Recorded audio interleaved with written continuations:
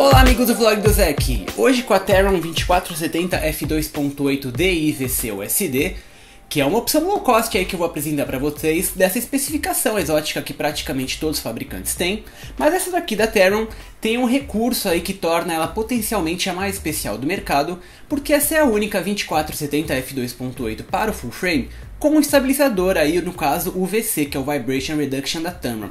Isso que é um recurso que as outras fabricantes, principalmente Canon e Nikon, diziam impossível na especificação para manter qualidade de imagem, especialmente no círculo full frame, e a Tamron aí atendeu o desafio, fez essa lente, anunciou lá em 2012 a primeira 2470 f2.8 para o full frame, com estabilizador de imagem, sem ter um equipamento muito mais caro, muito maior, e aí também relativamente com a mesma qualidade de imagem das concorrentes. Então vamos pegar essa daqui na mão, essa que é a primeira Tamron que a gente vê aqui no canal, né? É um fabricante japonês que começou a produzir lá em 1950, eles são uma third party, né? Não é first party como Canon e Nikon. Eles fabricam para os mounts EF, Nikon e também para a Sony. Esse modelo aqui tem para esses três, a da Sony não tem o estabilizador. E essa daqui é a primeira Tamron que a gente vê, a versão SP, que é o super performance deles, né? Não é uma dessas lentes de entrada que a gente vê por aí como alternativa a Canon e Nikon. A SP é a linha topo de linha aí da Tamron, e a gente vai ver a primeira delas aqui no vlog do Zé com a 2470 DI-VC USD. E a primeira coisa que a gente nota é que isso aqui é um equipamento totalmente leve, né? Ela tem 815 gramas, que é um triunfo aí que a gente vê na Canon, principalmente falando da 2470 f2.8 Mark II, que tem praticamente o mesmo peso. Essa daqui é a primeira que a gente vê da Theron, e eles já estão apresentando com peso levinho aí, num design aqui que é a primeira vez que a gente vê de Theron, né? Que ela tem algumas propriedades invertidas que a gente vai ver aqui nesse canal. A primeira coisa que a gente nota é que o zoom ring está invertido em relação a Nikon e Canon, porque o zoom fica aqui na frente, né? Você vê que ele vai dos 24 ao 70 expandindo aqui um tubo interno de plástico, e o focus ring ficou aqui atrás. O que eu achei dessa implementação? Eu achei que ela não ficou tão bacana, né? Eu acho que Canon e Nikon são um pouquinho mais ergonômicas, porque você fica com o zoom próximo da câmera, é mais fácil de você mexer do que esse anel que fica lá na frente, que ele também tá bem duro. E o anel de foco, por causa dessa posição aqui atrás, ele perdeu bastante, né? Lembra a AFS 24-120 F4G que a gente viu da Nikon? Que o focus ring aqui atrás ele fica bem pequenininho, né? Essas aqui que são lentes de grande abertura, você deveria ter uma precisão no seu foco, e esse anel é pequeno, ele é um pouquinho ruim de usar. Eu não achei aí a usabilidade tão bacana quanto a gente vê aí nas fabricantes principais. E ela também, né, tem um estilo aqui, apesar de ser uma linha SP, que é a Super Performance, ela tem essa banda dourada aqui que deixa o design um pouquinho pobre, mas de qualquer maneira é uma construção bacana, porque essa daqui é a primeira Theron que eles colocaram no mercado com o weather sealing, né? Então mesmo aqui você tem tubos de metal, ela tem vedação aqui no mount que também é de metal. Aliás, desculpa, você tem tubos de plástico com vedação. Enfim, é uma construção aí que agradou bastante. Só essa posição do anel de zoom e de foco eu não gostei. Dentro ela tem o nosso USD, que é o Ultrasonic Silent Drive, que é a mesma coisa que todos os outros fabricantes estão oferecendo aí. Canon com o USM e Nikon com o SWM. O Ultrasonic Silent Drive ele vai ter a mesma propriedade aí de um anel, né, um ring, que ele vai ter um motor que vai passar pulsos magnéticos, e aí que ele faz esse movimento, que ele é extremamente silencioso e preciso, mas notavelmente aqui uma grande diferença com essa Canon, que eu vou falar dessa Canon quase para sempre, que esse foco aqui da Theron é muito mais devagar do que a gente tem lá na Canon L, né? Ele foca quase 1/3 da velocidade lá da Canon, que embora seja adequado para fotografia de rua, retratos, grupos e eventos, eu não acho que isso aqui vai atender fotojornalistas ou mesmo esportes. É uma grande diferença aí que a gente tem aqui na Theron. E por fim ela tem aqui o VC, que é um loginho pequenininho, que é o Vibration Compensation deles, que é um sistema que tem 4 stops de correção lá no telefoto, que é muito bacana, né? A gente só tinha visto isso nas versões F4 das principais fabricantes, e a Theron aqui pegou esse desafio de fabricar numa F2.8, é a única 2470 que a gente tem no mercado com o Vibration Compensation, que é uma coisa muito bacana de usar, né? Você tem aqui o switch switches do lado, você liga e desliga. Você pode também ter o sistema liga-desliga do USD. Enfim, essa daqui é a primeira Theron que a gente vê no vlog do Zek. Na frente ela aceita filtros de 82mm, que são gigantes, são os mesmos lá da Canon. Vou montar o HUD que vem na caixa. Essa aqui não vem com o pouch, né? Vem com o HUD aqui que você alinha, gira. E essa daqui é a lente. Vamos montar ela na nossa 6D para vocês terem noção do tamanho da primeira Theron que a gente vê aqui no vlog do Zek, que eu vou apresentar como alternativa aí a essa especificação profissional, né, topo de linha das outras fabricantes, que é o 2470 com abertura f2.8. Essa daqui é a super performance deles, né? Você vê aí que a construção é bacana, tem um estágio só, tem o header sealing, e aí o grande especial, o grande chance aqui da Theron 2470 f2.8 DI, que é o VC Vibration Compensation com motor USD aí de foco automático. Os 2470, que são distâncias típicas das objetivas full frame de alto desempenho com abertura máxima f2.8 para qualidade e imagem bacana num range zoom menor que 3 vezes, que são as lentes mais usadas no dia a dia de profissionais desde o final da década de 90, quando começaram a aparecer essas lentes variáveis com desempenho óptico semelhante às primes. Mas enquanto todos os fabricantes lutaram contra uma implementação com estabilizador, argumentando que o movimento do conjunto óptico perderia muita resolução no círculo full frame para o qual essas lentes foram desenvolvidas,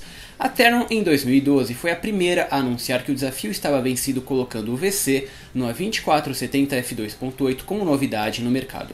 E francamente, a 2470 f2.8 DI VC USD entrega resultados ópticos excelentes logo em abertura máxima que, se por um lado não é tão boa quanto a oticamente fantástica EF 2470 f2.8 L2 USM do vídeo passado, continua sendo uma ótima opção para quem precisa da especificação, não quer abrir mão do estabilizador e ainda por cima quer pagar pouco por uma lente topo de linha. Em f2.8, a 2470 VC da Theron tem o comportamento típico das zooms do passado.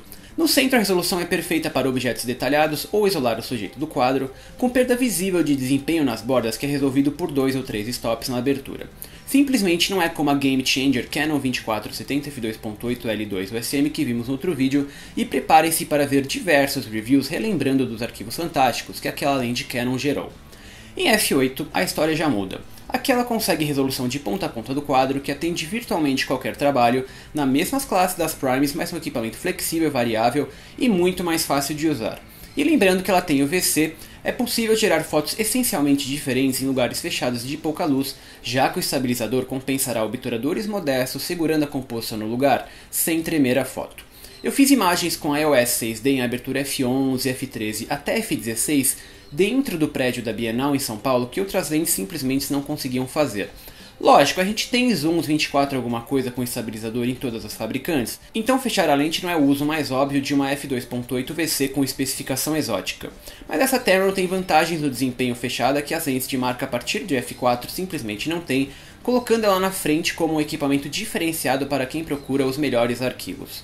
Contrastes e cores são um pouco pobres diretos da câmera e de novo não competem com a Canon L Mark II.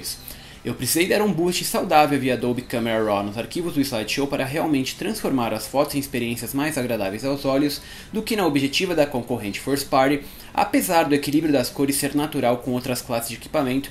Portanto, consigo ver a Theron fazendo parte de um kit aí ao lado de lentes EF ou AFS, substituindo as 2470 f2.8 de marca, que são sempre tão caras.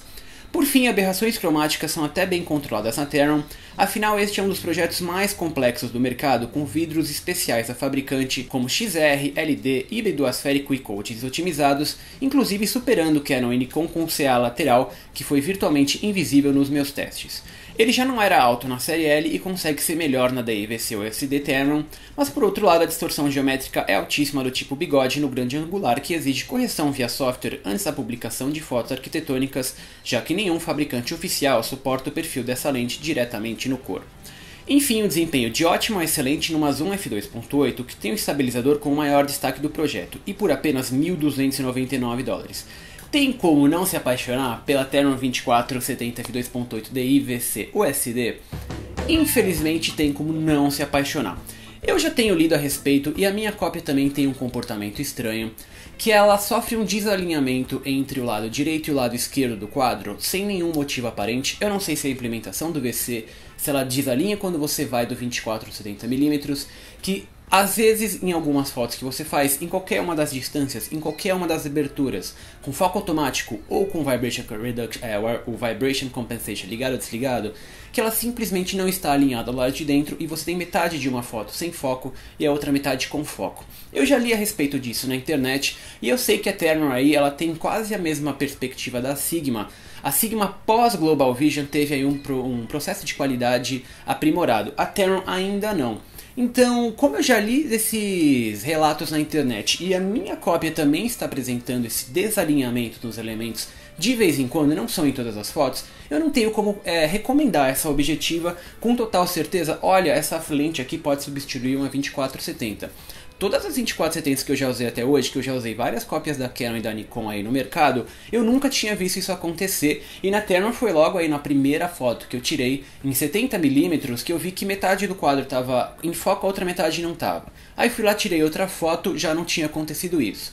Aí mudei para 24mm, de novo, uma foto apareceu com um lado sem foco, a outra totalmente nítida. Voltei a fotografar em 24mm em outras aberturas, VC ligado ou desligado, e isso não aconteceu. Então eu não consigo aí entender o que está acontecendo com essas objetivas. Se vocês quiserem insistir nessa opção aqui, testem a lente de vocês antes, porque aqui no Brasil, até onde eu procurei, não tem assistência técnica da Tamron. E aí, infelizmente, eu acho que é a segunda vez ou terceira que eu faço isso aqui no vlog do Zek.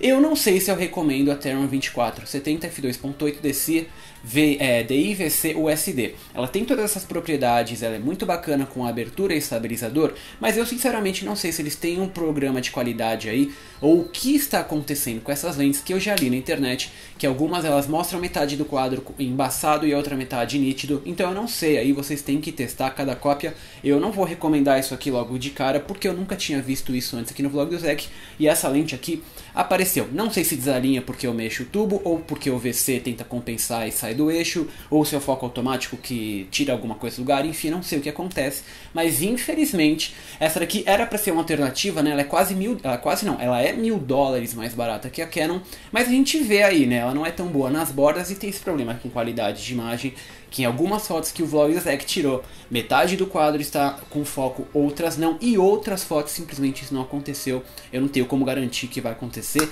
na cópia de vocês. Enfim, esse aqui é o vlog do Zek. Deixa eu mandar os abraços lá no 2470 da Canon, que foi o Breno Barisson, o Ivan Santos, o Mestre Bond, o Caio César Carvalho, o Diego Amaral, o Osias Pereira, o Rickson Miranda e o Danilo Leão. Esse é o vlog do Zek, vocês podem ver os vídeos no YouTube e no Vimeo. Não deixem de ler lá no blog do Zek o review completo em texto com detalhe dessas imagens.